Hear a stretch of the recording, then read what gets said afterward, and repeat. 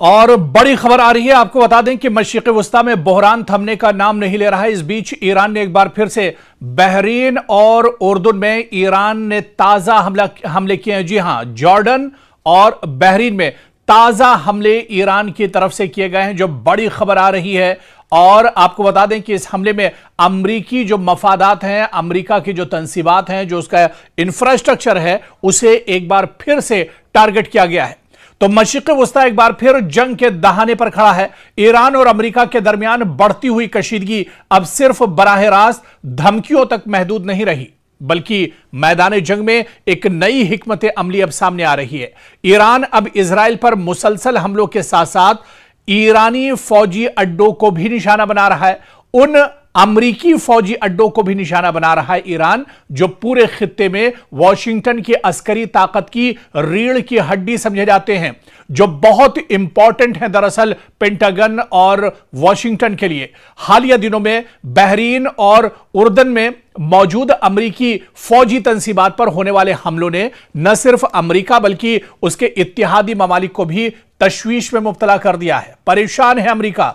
Donald Trump अब वो परेशानी के शिकार हो गए हैं। सवाल यह है कि आखिर इन अड्डों की अहमियत क्या है? आखिर इस तरह के हमले ईरान इन्हीं कुछ ममालिक पर क्यों कर रहा है? सवाल यह भी उठ रहा है कि ईरान इन ममालिक को क्यों टारगेट कर रहा है?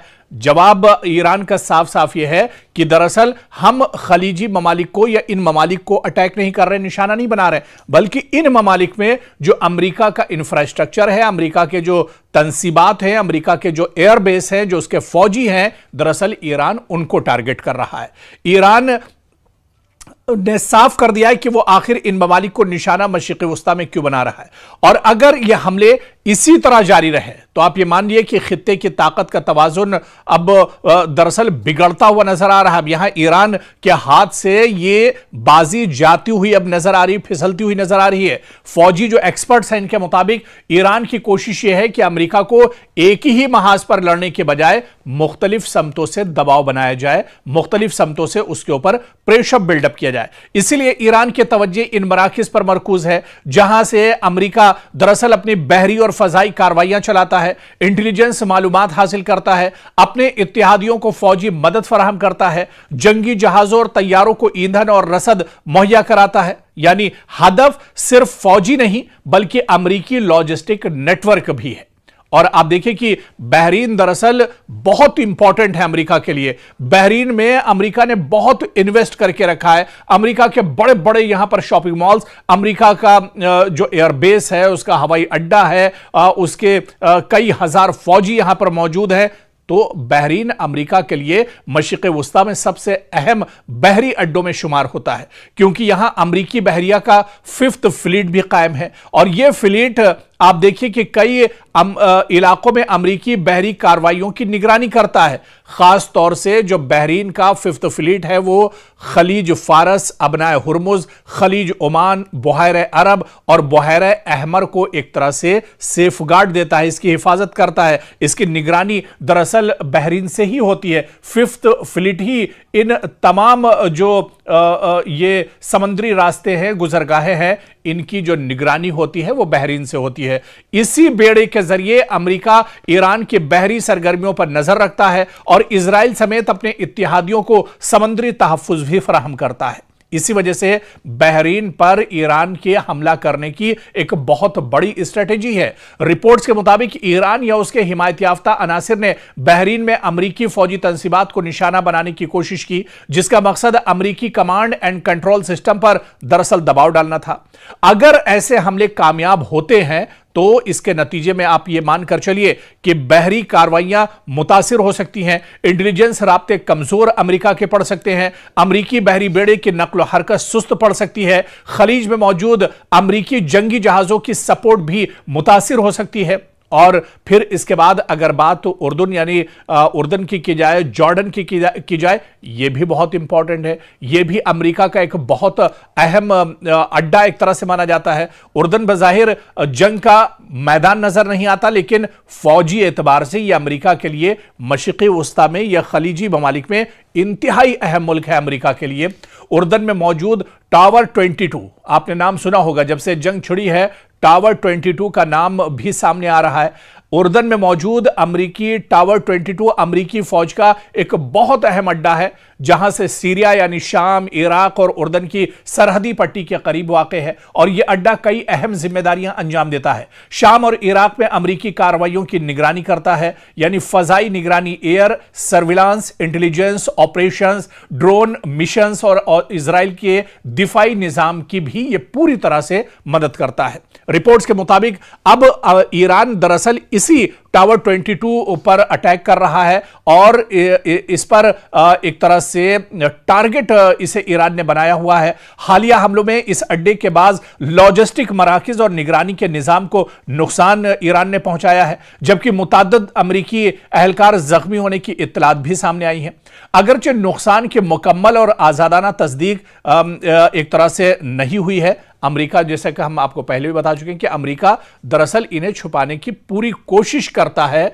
अमेरिका यह चाहता है कि ये चीजें दरअसल निकलकर सामने ना आने पाए, जो हमले हो रहे हैं वो हमले दुनिया के सामने ना आने पाए, वरना अमेरिका की जो चौधराहट है, अमेरिका का सुपर पावर वाला जो टैग है, वो दरअसल कहीं ना कहीं उस पर असर पड़ेगा। और यह कहना अभी कबल अज वक्त होगा कि अमेरिका की कई दहाइयों पर मुहित बालादस्ती खत्म होने वाली है, लेकिन इतना जरूर है कि अमेरिका को बहुत बड़ी चोट दरअसल मशरिक़ वुस्ता में लगी है, जिसकी भरपाई करने में अमेरिका को एक लंबा वक्त लगेगा, या फिर अमेरिका मशरिक़ वुस्ता छोड़कर चला जाएगा, या फिर मशरिक़ वुस्ता में अगर रहता है तो उसका वो दबदबा नहीं रह जाएगा जो अब से कुछ साल पहले या इन जंगों से पहले जो अमेरिका का दबदबा मशरिक़ वुस्ता में हुआ करता था।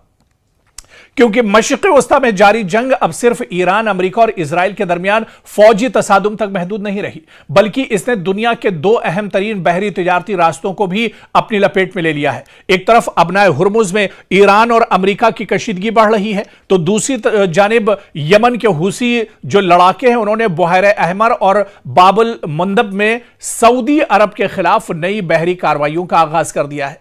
अगर यह बहरान मजीद शिद्दत इख्तियार करता है तो इसके असरात सिर्फ खलीजी ममालिक तक महदूद नहीं रहेंगे, बल्कि भारत, यूरोप, चीन और पूरी आलमी मईशत पर इसके असरात मुरत्तब हो सकते हैं। रिपोर्ट्स के मुताबिक हुसी लड़ाकों ने दावा किया है कि उन्होंने बुहैरे अहमर में सऊदी अरब से वाबस्ता 2 ऑयल टैंकर्स इंसिलिया और लैला को मिसाइलों और ड्रोन से निशाना बनाया है। हुसियों के मुताबिक इन हमलों के नतीजे में दोनों जहाजों में आग लग गई, ताहम इन दावों के हर पहलू से आजादाना तस्दीक नहीं हो सकी। दस्तयाब इत्तलात के मुताबिक सऊदी हुक्काम ने सिर्फ एक जहाज पर हमले और इसमें आग लगने की तस्दीक की है, यानी सऊदी अरब इस बात की तस्दीक करता है कि हमला तो हुआ है, जबकि जो हुसी लड़ाके हैं, हुसी मुजाहिदीन का कहना है कि अमेरिका और उसके इत्तेहादियों के 2 ऑयल टैंकर्स को निशाना बनाया है, जबकि सऊदी अरब का कहना है कि यह हमला हुआ है जिसमें एक ऑयल टैंकर दरअसल तबाह बर्बाद हो गया, उसमें आग लग गई। लेकिन आप देखिए कि बाबुल मुंदब जो है, यह दुनिया के अहम तरीन जो समंदरी रास्ते हैं इनमें शुमार होता है। यह बुहैरे अहमर को खलीज अदन और फिर बहरे हिंद से मिलाता है, जबकि आगे यही रास्ता नहर सुइज के जरिए यूरोप तक पहुंचता है। और फिर आप देखिए कि एशिया से यूरोप जाने वाले कंटेनर जहाज गुजरते हैं, तेल और LNG की बड़ी मिकदार यहां से मुंतकिल होती है। आलमी तिजारत का एक बहुत बड़ा और अहम हिस्सा दरअसल इसे माना जाता है।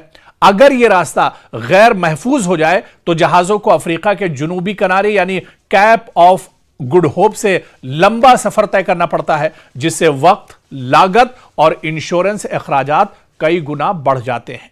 अब तक दुनिया की सबसे बड़ी तशवीश दरअसल अबनाए हुर्मुज थी, जहां से खलीजी ममालिक का बेशतर खाम तेल यानी रॉ मटेरियल दुनिया भर में जाता था। लेकिन अब अगर बाबुल जो मुंदब है यह मुसलसल खतरे में रहता है, तो दुनिया के 2 अहम अहम तरीन बहरी रास्ते हैं, यानी एक साथ इन पर दबाव आ जाएगा। बल्कि सादा अल्फाज में यह कहा जाए कि हुर्मुज तेल को खलीज से बाहर निकालने का दरवाजा है और बाबुल मंदब जो है इसी तेल और तिजारती सामान को यूरोप और आलमी मंडियों तक पहुंचाने का अहम रास्ता माना जाता है। और अगर इन दोनों रास्ते अगर ये मुतासिर हों तो पूरी आलमी सप्लाई चेन शदीद दबाव का शिकार हो सकती है। अब आप देखिए कि हूसी लड़ाकों का जो कदम है वो आखिर उन्होंने क्यों उठाया, क्योंकि हूसी तंजीम का कहना है कि यह कार्रवाई अचानक नहीं बल्कि बरसों से जारी इक्तिसादी और बहरी पाबंदियों का रद्द-ए-अमल यानी रिएक्शन है। और इनके मुताबिक हुदैदा बंदरगाह पर मामूल की तिजारती सरगर्मियां बहाल नहीं हो सकी, यमन के वसाइल से हासिल होने वाली आमदनी इनके जेरे इंतजाम इलाकों तक नहीं पहुंची। इसी के दबाव के जवाब में उन्होंने समंदरी महाज खोलने का फैसला किया है, यानी आलमी मईशत पर इसका सीधा सीधा असर पड़ता नजर आ रहा है। अगर बहरी रास्ते गैर महफूज होते हैं तो जहाजों की इंश्योरेंस महंगी हो जाती है, शिपिंग कंपनियां मुतबादिल रास्ते अख्तियार करती हैं, सफर कई दिन बल्कि कई हफ्तों तवील हो जाता है, तेल गैस और दीगर दरामदी अशिया महंगी हो सकती हैं, आलमी सप्लाई चेन में ताखीर पैदा हो सकती है। इसका असर सिर्फ तेल तक महदूद नहीं रहता बल्कि खुराक, इलेक्ट्रॉनिक्स, गाड़ियां, मशीनरी और दीगर अशिया की कीमतों पर भी सीधे सीधे इसका असर पड़ता है। हिंदुस्तान पर भी इसका असर होगा अगर इस तरह के हालात होंगे। पिछली बार जब मुश्तरका हमला किया था अमेरिका और इजराइल ने ईरान के ऊपर और उस वक्त अबनाए हुर्मुज का रास्ता बंद हुआ था, तब आप देखिए कि किस तरह से ऑयल गैस की किल्लत भारत में हुई थी। तो भारत पर भी इसका असर होगा क्योंकि भारत अपनी तवानाई की जरूरियात का बड़ा हिस्सा खलीजी ममालिक से हासिल करता है। अगर हुर्मुज में कशीदगी बढ़ी या बाबुल मंदब में बहरी नक्ल हमल मुतासिर हुई तो भारत को महंगा खाम तेल खरीदना पड़ सकता है, शिपिंग लागत में इजाफा बर्दाश्त करना होगा, दरामदात और बरामदात महंगी हो सकती हैं, महंगाई और सनती लागत में इजाफा हो सकता है। और आप देखिए कि इसी वजह से इन दिनों जैसे जैसे ये जंग आगे बढ़ रही है, मशरिक़ वुस्ता में हलचल जैसे जैसे बढ़ रही है, ईरान जैसे जैसे पूरे खलीजी ममालिक को टारगेट कर रहा है, तो अमेरिका और यूरोप दरअसल परेशान है। अमेरिका पहले ही हुर्मुज और बहरे अहमर दोनों में अपनी बहरी मौजूदगी बरकरार रखे हुए है। अगर एक ही वक्त में ईरान के साथ कशीदगी बरकरार रही और हूसियों के हमले भी अगर बढ़ गए तो अमेरिकी बहरिया पर गैर मामूली दबाव पड़ सकता है। इधर यूरोप के लिए भी खतरा कम नहीं है क्योंकि नहर सुइज के जरिए एशिया और यूरोप के दरमियान होने वाली तिजारत बाबुल मंदब पर मुनहसिर है। अगर यह रास्ता मुतासिर होता है तो फिर यूरोप को सप्लाई चेन में रुकावट, तवानाई के बहरान और महंगाई का सामना एक तरह से करना पड़ सकता है। यानी एक तरह से जो परेशानियां हैं वो पूरी दुनिया के लिए बढ़ सकती हैं और यह कहा जाए कि इस जंग का जो असर है वो सिर्फ मशरिक़ वुस्ता तक, खलीजी ममालिक तक या ईरान, इजराइल और अमेरिका तक महदूद नहीं है, बल्कि अब इस जंग का असर जो चीजें हमने आपको डिटेल में बताई, चाहे वो अबनाए हुर्मुज की इंपॉर्टेंस हो, चाहे वो बाबुल मंदब की इंपॉर्टेंस हो, बहरे अहमर की अहमियत हो, इन सब को मिलाकर आप देखिए कि अब ये जंग, इस जंग का असर दरअसल पूरी दुनिया पर पड़ता हुआ नजर आ रहा है और पूरी दुनिया अब दरअसल परेशान है। और शायद यही वजह है कि आप देखिए कि अमेरिकी सदर डोनाल्ड ट्रंप ने अपना डर भी जाहिर किया है। अब वो खुद इस जंग को, जैसे जैसे जंग लंबी होती जा रही है, तवील होती जा रही है, बढ़ते जा रहे हैं, इसमें इसके दिन गुजरते जा रहे हैं, अमेरिकी सदर डोनाल्ड ट्रंप की सांसें फूल रही हैं। डोनाल्ड ट्रंप ये खुद जानते हैं कि आने वाले दिनों अमेरिका में इंतखाबात होने वाले हैं, इजराइल में भी इंतखाबात होने वाले हैं और अगर ये जंग चलती रही तो इस जंग का अपोजिशन फायदा उठाएगा। इस जंग का असर सीधे सीधे आने वाले इंतखाबात में साफ तौर पर देखने को मिलेगा क्योंकि डोनाल्ड ट्रंप न सिर्फ इस वक्त ईरान से लड़ रहे हैं बल्कि अमेरिका में खुद से अपोजिशन उनके सामने खड़ा है। पार्लियामेंट की एक बड़ी तादाद अरकान पार्लियामेंट उनके खिलाफ है। इसके अलावा अमेरिकी आवाम खुद अब सड़कों पर उतर रही है और डोनाल्ड ट्रंप के खिलाफ अब आवाज उठाई जा रही है। तो डोनाल्ड ट्रंप दरअसल इस जंग में बहुत बुरी तरह से फंस गए हैं। और इस जंग की जो सबसे दिलचस्प बात है, जो पहलू है, वो दरअसल यह है कि इस जंग से अमेरिका का कोई लेना देना नहीं था। यह मशरिक़ वुस्ता में यह जंग दरअसल इजराइल ने अपने से शुरुआत की थी, ईरान पर अचानक हमला किया था और उसमें इजराइल ने अमेरिका से मदद मांगी थी। लेकिन अब यही जंग सीधे सीधे ईरान के सर पर पड़ गई है। इसी वजह से आप देखिए कि कई बार नेतन्याहू को डोनाल्ड ट्रंप दरअसल फटकार लगा चुके हैं, कई बार उन पर नाराज हो चुके हैं, लेकिन क्योंकि अब कुर्बत इतनी ज्यादा है या ये दोनों मुल्क दरअसल ईरान से इनकी दुश्मनी है, तो दरअसल दोनों की मजबूरी एक दूसरे के साथ रहना है, एक दूसरे का साथ देना है। ऐसे में डोनाल्ड ट्रंप और नेतन्याहू, या यूं कहें कि इजराइल और अमेरिका एक साथ ईरान के साथ लड़ रहे हैं। नहीं तो जो हालात अब बने हैं, जिस तरह से अमेरिका इस जंग में फंसा हुआ है, इसके लिए अमेरिका दरअसल दबे ही अल्फाज में सही लेकिन इजराइल को जिम्मेदार एक तरह से ठहरा आ रहा है। लेकिन सबसे अहम सवाल फिर वही कि जिस चीज के लिए जंग शुरू हुई थी, क्या वो मकसद अमेरिका ने हासिल किया? क्या ईरान का जो न्यूक्लियर पावर है, जो एटमी ताकत है, जो यूरेनियम की अफजूदगी की जो बात थी, क्या उसमें से कोई एक चीज इतने महीनों में जो जंग चल रही है, क्या उसमें इजराइल और अमेरिका हासिल कर पाए हैं?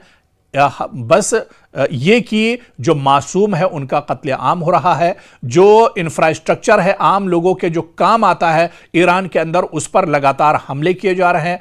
आप देखिए कि मदरसे, स्कूल, मसाजिद और दरगाहों को नुकसान पहुंचाया जा रहा है, उन्हें टारगेट किया जा रहा है, स्कूली बच्चों का कत्लेआम किया जा रहा है, बमबारी हो रही है, इंसानियत का ये कह लीजिए कि कत्लेआम किया जा रहा है। तो ऐसे में एक तरफ ये कहा जाए कि जिस मकसद के लिए जंग शुरू हुई थी, उस मकसद को लेकर 1% कामयाबी दरअसल अमेरिका और इजराइल को नहीं मिली है। या डोनाल्ड ट्रंप का जो पहले नारा था कि ईरान को खत्म कर देंगे और ईरान का जो न्यूक्लियर प्लान जो उसका है, जो उसका जो सबसे बड़ा प्रोजेक्ट है जिसके लिए जंग शुरू हुई है, उसे एक तरह से तबाह बर्बाद कर देंगे और दुनिया एक तरह से सेफ हो जाएगी। लेकिन इतनी दिनों के जंग के बाद आज भी अमेरिका के हाथ खाली हैं। डोनाल्ड ट्रंप आज भी दरअसल खिसियानी बिल्ली की तरह से मीडिया के सामने आते हैं, बयान देते हैं और चले जाते हैं, लेकिन नतीजा फिर वही 0 का 0 यानी 0 ही एक तरह से रह जाता है।